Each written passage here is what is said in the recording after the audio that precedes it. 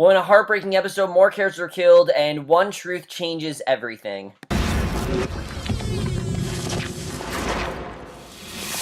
Hey guys, it's Kevin and for American Horror Story Roanoke, episode 8, and I was definitely looking forward to this episode. I've really been loving this season, but especially this second half, I think they've just been doing a lot with it. There's a lot they've been able to do with it, and especially the way that last week's episode left off.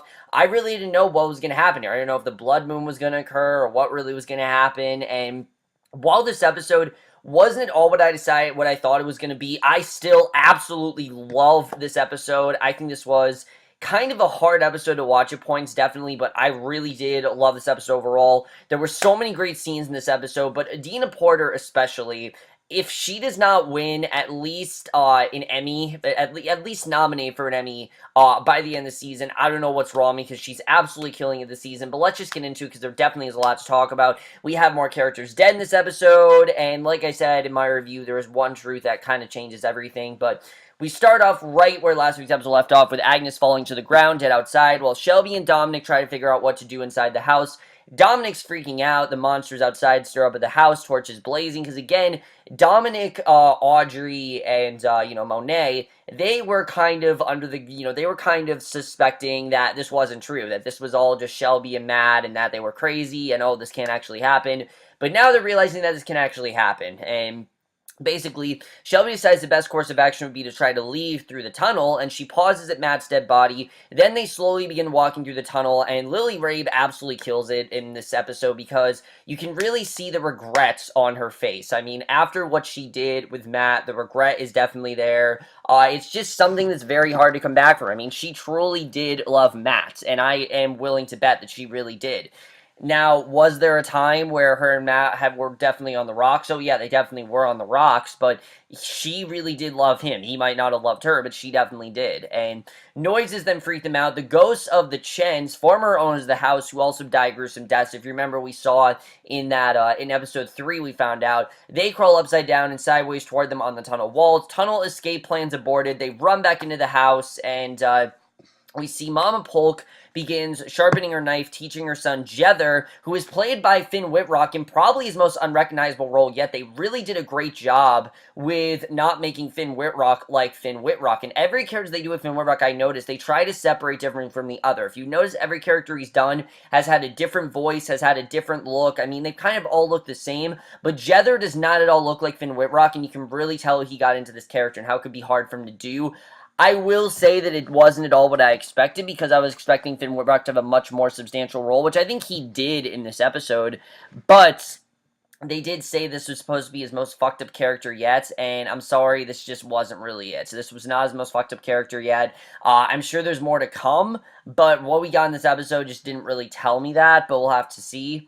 But anyway, she tells him how to get the best parts off of Lee's body. Lee is then pleading with them to stop, and Mama Polk decides that this is the best time to tell Lee her family's history. Apparently, we find out that they've been eating people for decades, killing hobos who killed their livestock, as well as others who were unfortunate enough to stumble upon the Polk family lands, and I like the way we really got into the history of the Polks, because the Polk family, to me, when we saw it on the documentary, just felt very fake, and this is really who the Polk family really is. The police leave them alone, no one in town messes with them, and then story over. So it makes so much sense why the police did absolutely nothing in the document in My Roanoke Nightmare. Now it makes sense, because, one of my biggest questions, why the hell is the police doing absolutely nothing, is because the Polks have been around for forever. They can't really do anything about it. No one wants to mess with them. They know what they're capable of, and obviously, they know the Polk is a family name that is, lived in fear. They lived in fear. Everyone, is terrified of them, and you definitely don't want to mess with them. So,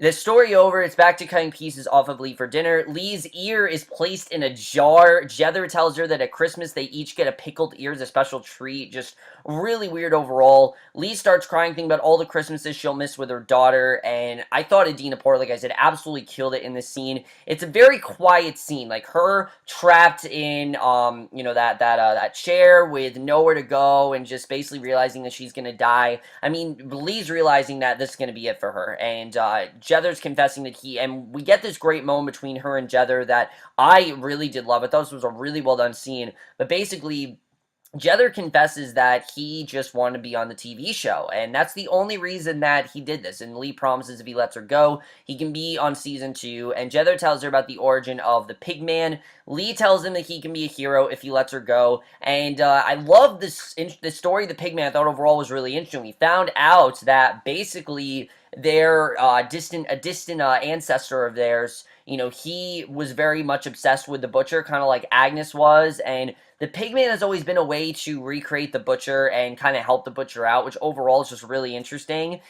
We don't know a ton about it, but I just thought it was cool we got history about the Pigman. I thought the Pigman was going to be a little bit more significant, but the Pigman has not really played, I think, the role he played in the first half of the season, but I do like that we found out more about him. The Polks were clearly connecting him, and I like that we finally know in what capacity, just a really well seen overall, and Lee tells him he can be a hero if he lets her go. It seems that he's actually considering it, but then tells her to forget about leaving. No one ever leaves. He then offers Lee drugs to take the edge off the pain since his mom's about to take her shoulder. She wonders why they don't just kill her, and he explains it's just tradition. They cut someone piece by piece, plus fear and exhaustion makes the jerky taste better.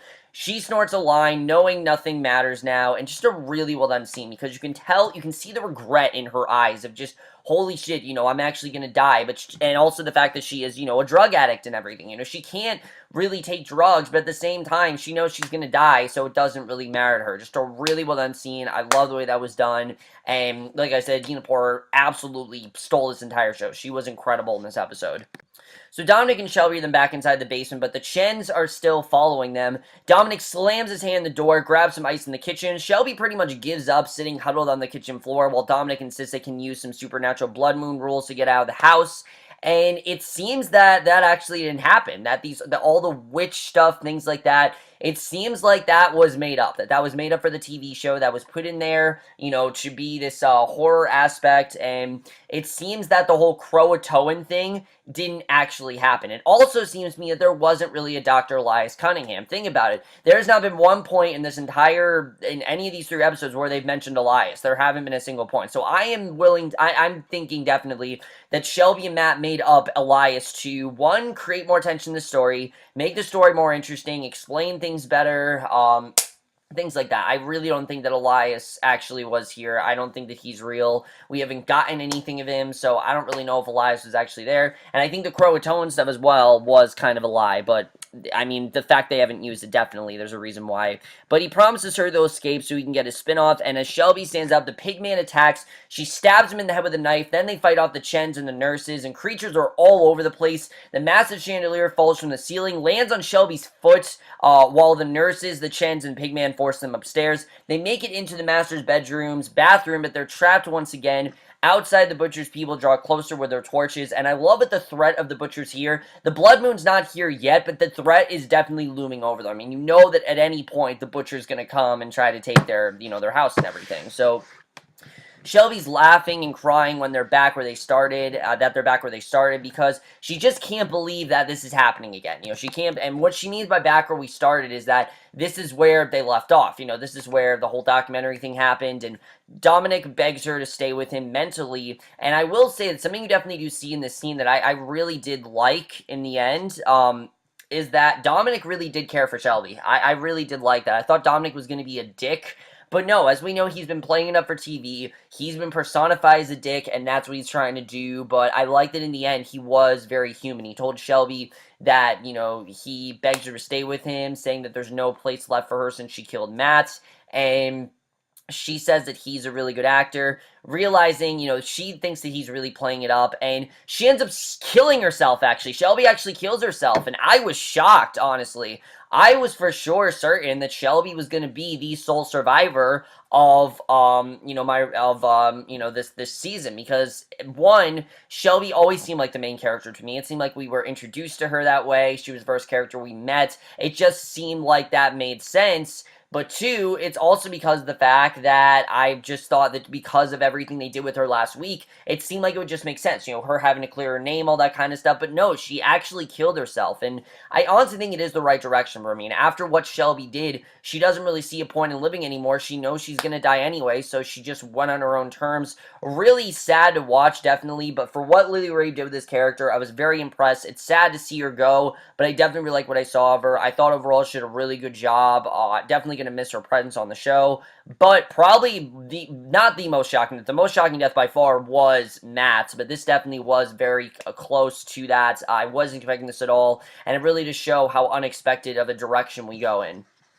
So Lee then asks Jether for the picture of Flora that's in her pants pocket. He shows it to her, and she talks to it, then asks again to talk to Flora. So Jether gently covers up her wounds before filming her making a statement to Flora on camera. She tells Flora that she loves her, wants to tell her the truth. She confesses, and she finally makes a confession that we have been waiting all season for. I mean, what was the point of them making this in the first place? It's because people did not feel closure over Mason's death, as we know. They didn't know who actually killed him, and Lee confesses that she actually did kill Mason. It wasn't the butcher that did. She actually did do it. No one helped her. She takes full responsibility because she didn't want him to take Flora away permanently. So she actually did kill him. And the fact that we found this out, I thought was really well done because it doesn't portray Lee as a perfect person. It shows that Lee is kind of crazy, that Lee is just as fucked up in the head as we thought she was, and I like seeing that. But at the same time, you understand why she did it. You completely understand. I mean, Mason was being a dick about it. He really was. I mean, at least the portrayal that we saw.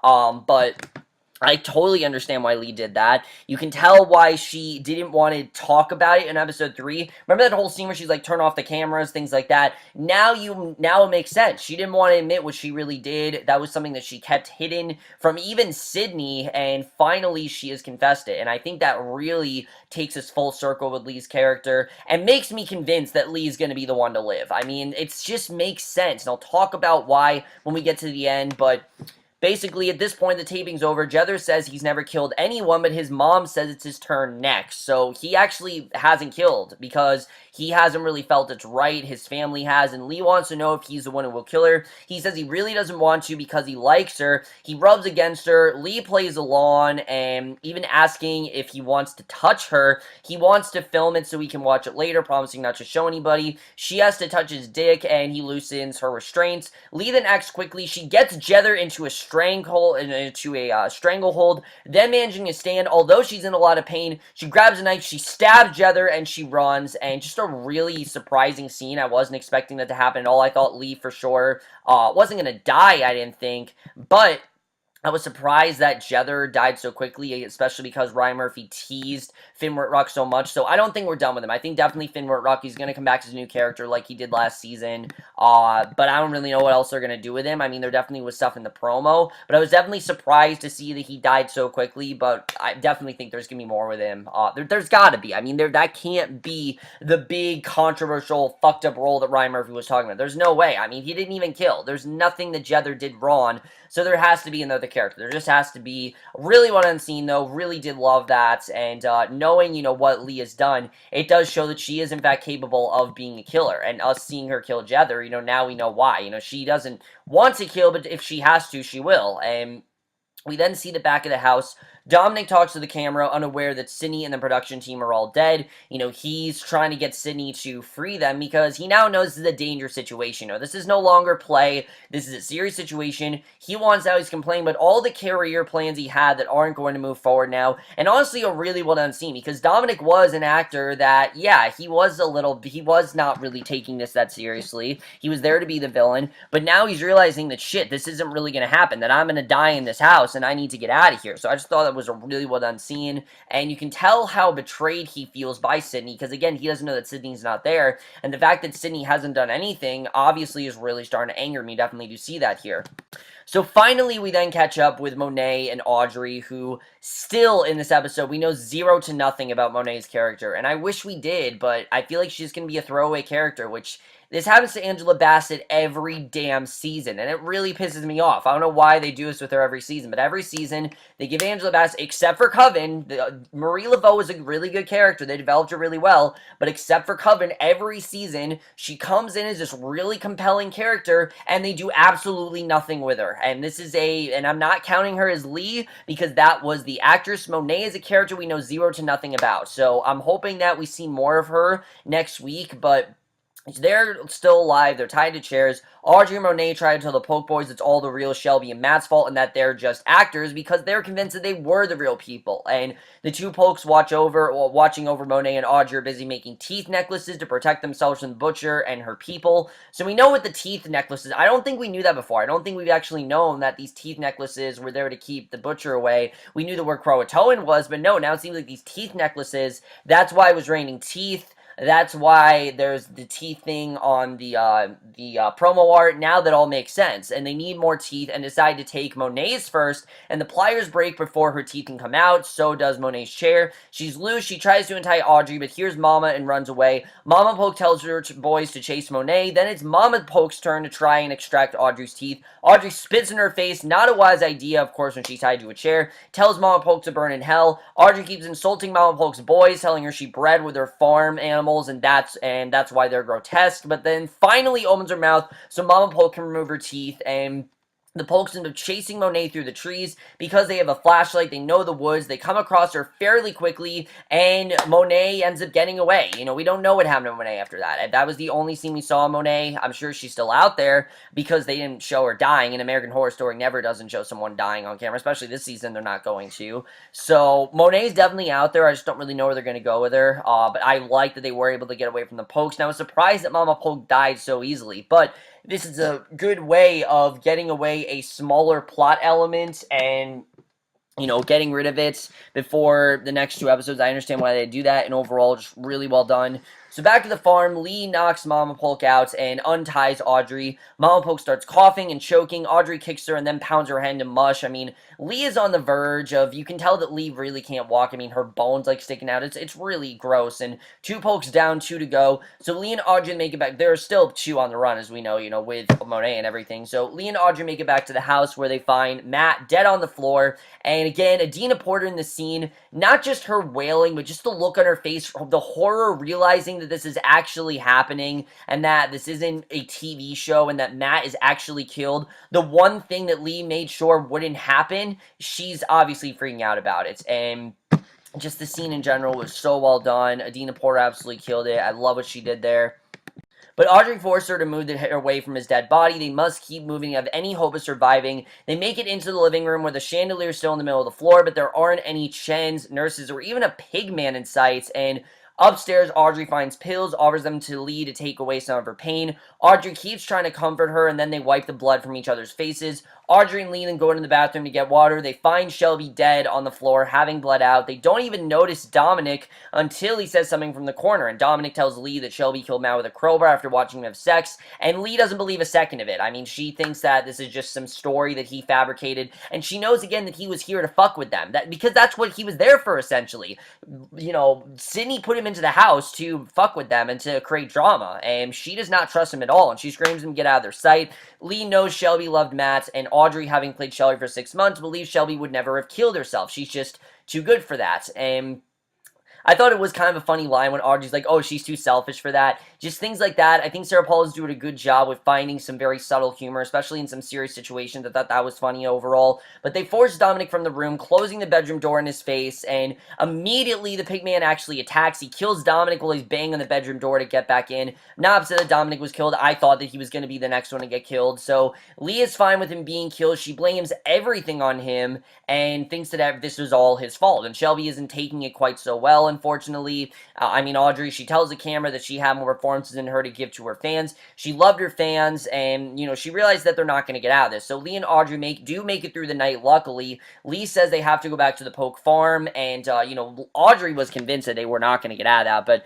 Lee actually wants to go back to the Polk farm. She wants a tape of them killing the Polks before someone else finds it, but really she wants it back because, she confessed to killing Mason, and she doesn't want that to get in the wrong hands. But Audrey reminds Lee the video also shows Mama Polk force-feeding them parts of Lee's body, and Audrey gives Lee more pills to take away the pain, then agrees to go with her back to the Polk farm, and they have to pass by Dominic to get to the stairs, but Lee doesn't want to go past Matt again in the basement, so they decide, because she just can't see that image again. I mean, it's just, her brother on the floor is not really something she wants to replay, so they decide to leave through the front door. They open it, the pigman's just standing there. Lee hits him in the head with a crowbar, he yells, he takes off his head, and it's actually the actor Gillian who actually played, Ambrose in the series, as we know, and that is the way the episode ends. Very interesting stuff overall. Really looking forward to seeing, where that's all going to go, but that is the way the episode ends. Very unexpected ending, but let's just get into this overall and talk about where I think the last two episodes are going to go.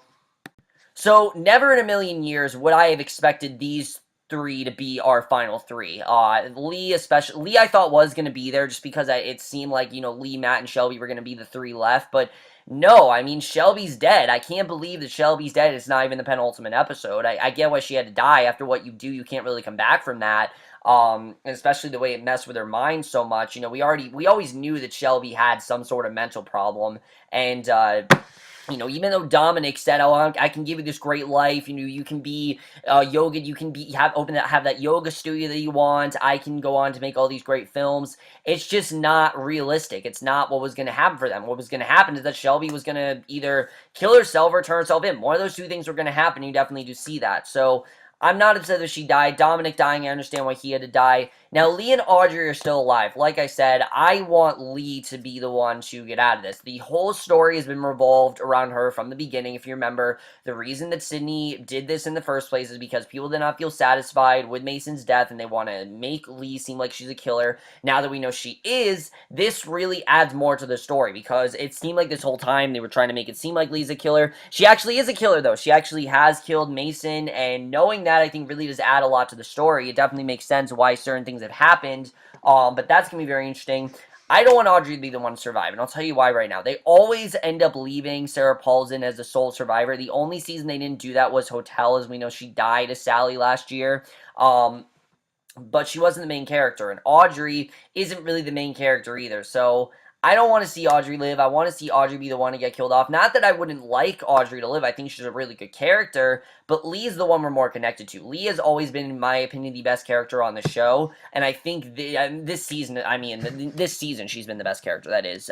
Her or Agnes. Agnes was a really great character, too, but Lee, we've just had so much more time with, and Adina Port's absolutely killing it as this character.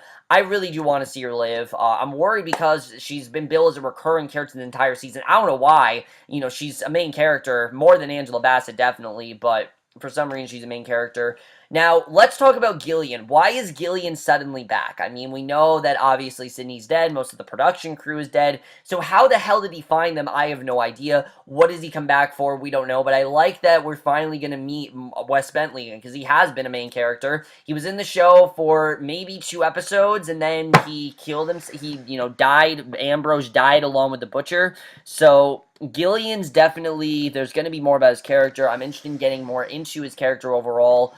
Definitely looking forward to seeing where that's going to go. But it looks like next week Shelby and Lee are going to try to get him to, not Shelby, I mean, I keep saying Shelby, but Audrey and Lee are going to try to get him to, note the authorities or try to get them out of this house and stop the blood moon from happening. But definitely, I don't know really what's going to happen next week with that. We'll have to see. And as far as Monet is still on the run. I really do want to get more into her character. I don't want Monet to be a throwaway character. I think Angela Bassett's a lot better than this. I say it every single season, but every single season seems like they completely squander Angela Bassett's character. I don't know why they just choose not to focus on her. She's a very good actress, and I don't know why they always do this to her, but this season, no different. It seems like her character is not really going to be focused on that much, which kind of sucks, because yeah, there is good stuff with Monet, with her becoming an alcoholic and everything, but we just haven't really been connected to her and had that many moments where there's a character that we've had with a Dominic or even an Audrey. These characters we actually know pretty well, and I know almost 0 to nothing about Monet, and I really do want to know more about her, so it kind of sucks that we don't really know a ton about her, but maybe we'll find out more in the next episode. Finn Wittrock is not done. I know he's going to come back in some way. Ryan Murphy would not tease us like that just by saying, oh, he's the most fucked up character, and then he's not really fucked up character. I just don't really see that happening. I mean, there to be too much of an outcry for that to happen. So I definitely think that he is going to come back. I don't know in what capacity, but he's definitely going to come back. Tessa Farmiga looks like she's coming on next week, and it looks like in general, there's going to be a police investigation of sorts going on, so we have 2 episodes left. I know next week it's going to continue to be in this style. Episode 10 is a completely different entity, though. I don't know what it is, but my other big question is, did they fake all of the witch stuff? Because, again, we haven't seen the real Elias. We haven't heard of Elias since episode 5, so I don't even know if Elias was real at this point. And all the witch stuff, I mean, we know there was a skate hatch. We know that, but the Croatoan, does any of that, was that real? Or was that just there to boost the ratings from our Roanoke Nightmare? I mean, we don't really know, but we'll have to see. But that's just my review. Hope you enjoyed. Let me know what you guys saw this episode overall. Who do you think is going to live? Why is Gillian back? All that. Just let me know everything you liked about this episode. I really am loving this season as I have been all season. But that's my review. Hope you enjoyed it. We'll see you guys in my next video, which will be for Legends tomorrow. I know I am 2 episodes behind. I promise you guys I will get back on track with that, and we'll see you guys for that. Okay, bye.